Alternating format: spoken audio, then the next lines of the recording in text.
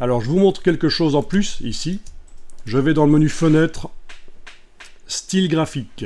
Menu fenêtre, style graphique. Alors des styles graphiques pour Illustrator, il en existe des milliers sur le web. Mais ici on en a certains qui peuvent être intéressants.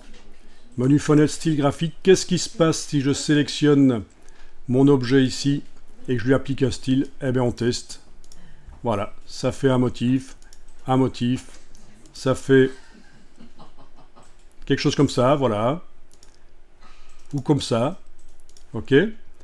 Ou, et ça devient intéressant, dans la bibliothèque ici, dans le bas de la palette style graphique, on a éventuellement, oui, il y a des effets 3D, éventuellement, ça peut être intéressant.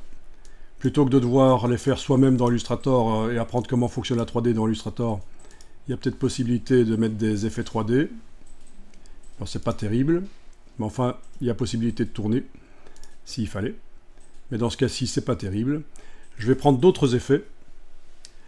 Et on a des effets, certainement les boutons quelque part. Voilà, boutons et transformation. Ça, c'est pour faire des boutons un peu comme on faisait dans le web à une certaine époque, même si maintenant on fait plutôt du... comment dire, du flat design. On ne met plus trop des dégradés et des biseaux, en fait. Hein. Mais enfin, techniquement, voilà, il y a possibilité de mettre des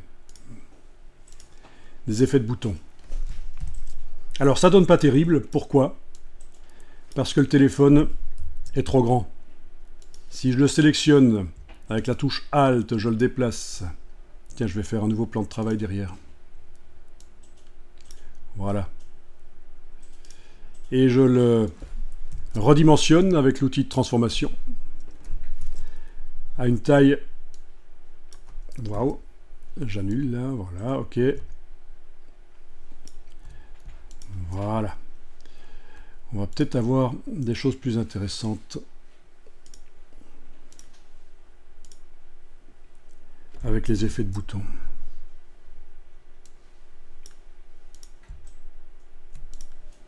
Oui, donc dans ce cas-ci, c'est pas terrible. Il faudrait, si je veux obtenir quelque chose de bien, que le téléphone soit en dehors du cercle, en fait. Hein.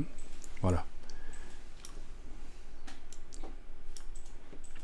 Ça ne donne pas terrible l'effet d'exclusion avec tous ces biseaux qui apparaissent. Mais il y en a d'autres. Hein. Il y a d'autres choses possibles.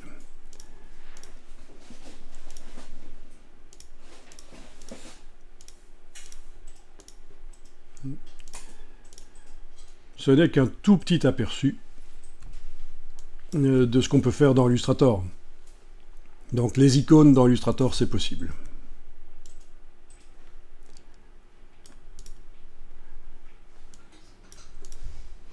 Ok, j'enregistre ça.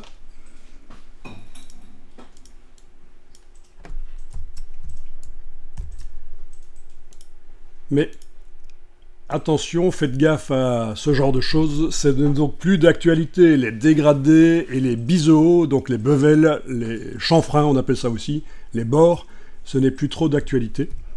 Ce qu'on fait maintenant, c'est plutôt du flat design, vous êtes au courant. Voilà, si dans Google je tape flat design icon, je vais tomber sur pas mal d'images en flat design. Voilà, on est plus dans le flat design maintenant.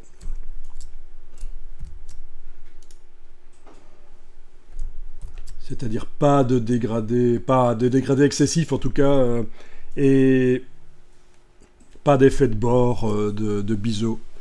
Ça, c'est plutôt la tendance actuelle depuis quelques années quand même. Hein. C'est plus clean, c'est plus propre.